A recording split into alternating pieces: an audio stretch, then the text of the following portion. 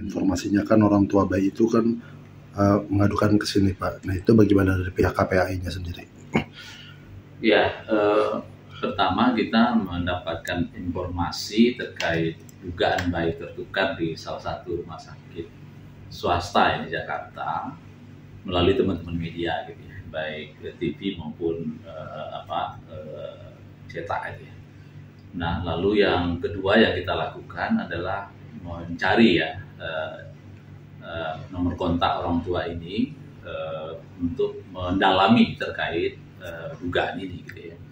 Dan alhamdulillah tadi orang tua, ibu dan bapak dan ada pendamping juga sudah mengadukan ke KPAI dan sudah menyampaikan kronologis ya, mulai dari pelayanan di klinik gitu ya, kemudian sampai ke rumah sakit, kemudian ada proses tindakan di rumah sakit gitu ya, kemudian sampai keluar ya dari rumah sakit di mana Ananda ini meninggal gitu ya. Nah, kemudian juga keluarga juga menyampaikan sampai proses pemakaman dan sempat juga menggali makam itu karena mereka percaya bahwa bayi ini belum meninggal gitu ya. Maka sempat berdiskusi panjang lah dengan pengelola makam dan pada akhirnya membuat surat pernyataan untuk menggali makam ini. Jadi sorenya dikuburkan, kemudian paginya diminta digali lagi gitu. Akhirnya digali dan pada akhirnya dilakukan penguburan ulang gitu ya. Nah, itu yang pertama. Nah, kemudian yang kedua, kita coba dalami apa yang menjadi harapan dari orang tua.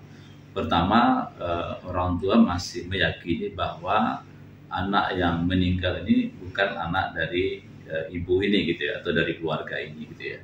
Dan mereka sudah sempat mediasi 3 kali dengan pihak rumah sakit gitu ya. Dan kita sudah baca juga tertulis hasil mediasi itu ada kesepakatan untuk melakukan tes DNA. Karena salah satu upaya membuktikan bahwa ini adalah anak kandung atau tidak, atau positif atau negatif, ya, tentu melalui tes DNA. Dan keluarga bersedia gitu ya, dan dalam klausul itu juga kita lihat bahwa keluarga dipersilakan mencari tempat tes DNA yang katakanlah independen gitu ya.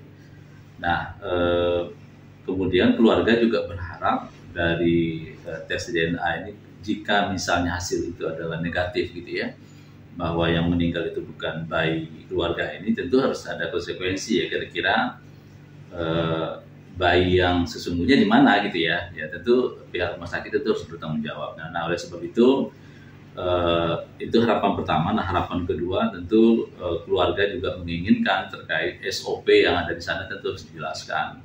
Termasuk juga misalnya mendapatkan rekaman medik ya dari proses pelayanan yang ada di sana, itu juga diharapkan oleh keluarga. Ya. Nah, dari keinginan dan harapan keluarga ini, tentu KPAI sudah menerima semua dokumen itu, termasuk juga video-video yang ada yang relevan dengan kasus ini.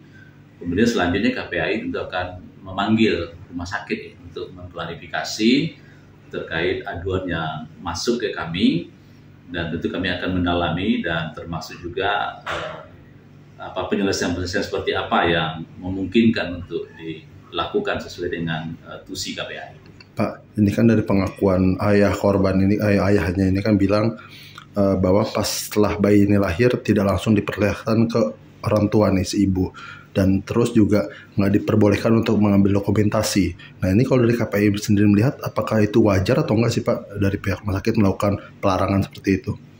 Iya, tentu informasi yang disampaikan keluarga ini nanti kami akan klarifikasi apakah memang seperti itu peristiwanya gitu ya. Ya seharusnya ketika bayi lahir setidaknya tentu keluarga punya harapan terkait jenis kelamin seperti apa gitu ya, kemudian ya informasi tentang bayi gitu ya. Tapi dari pihak pengadu itu tidak didapatkan gitu ya. Dan tentu kalau memang ini seperti itu ya tentu sangat kita sayangkan gitu ya. Dan oleh sebab itu tentu kami diberi kesempatan untuk mengklarifikasi ini, dan termasuk juga nanti akan mendalami seperti apa SOP yang ada gitu ya. Apakah SOP ini sudah berjalan atau mungkin ada dugaan-dugaan kelalaian lain gitu, karena KPAI juga punya pengalaman menyelesaikan bayi tertukar di Kabupaten Bogor ya, yang teman-teman juga mendampingi gitu ya. Tentu pola itu akan kita lakukan gitu ya. Namun di Bogor ini agak berbeda case-nya. Di Bogor itu dilaporkan ke kepolisian gitu ya. Kemudian kalau kasus ini kan belum sampai ada laporan polisi, tapi sempat dikonsultasikan. Tadi keluarga juga menyampaikan gitu ya.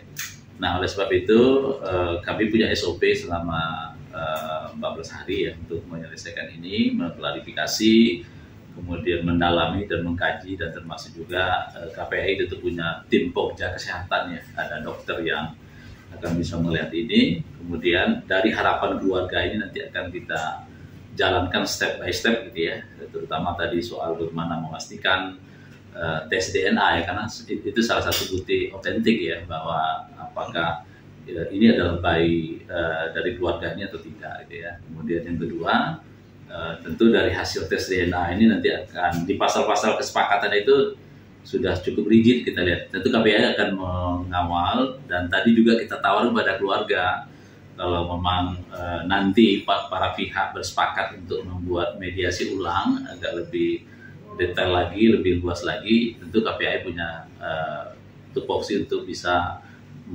membantu ya untuk melakukan mediasi ulang gitu. Oh, siap. Tapi ini KPAI ini berarti bakal mengawal terus sampai juga apakah akan melakukan rekomendasi untuk rumah sakit mana dilakukan tes DNA, karena kan ini kan biar independen terlihat. Ya, makanya nanti sampai ke sana gitu ya. Karena di dalam mediasi itu nanti kalau memang sepakat para pihak ya, termasuk soal lab atau rumah sakit yang mungkin ya para pihak sepakat gitu, untuk memastikan, dan tentu melalui pengawasan KPAI terkait lab tersebut gitu ya, agar tentu hasil ini bisa diterima ke dua belah pihak gitu. Karena ada konsekuensi nanti kan ketika hasil itu gitu. Rencana kapan bakal melakukan panggilan terhadap pihak rumah sakit? Apakah nunggu 14 hari kerja itu dulu apa sebelum? Iya, dalam waktu dekat ya kita akan melakukan pemanggilan gitu ya. Tadi staf pengaduan melengkapi alat-alat secara administratif, kemudian selanjutnya akan kita lakukan pemanggilan gitu ya. Mungkin minggu depan paling lambat.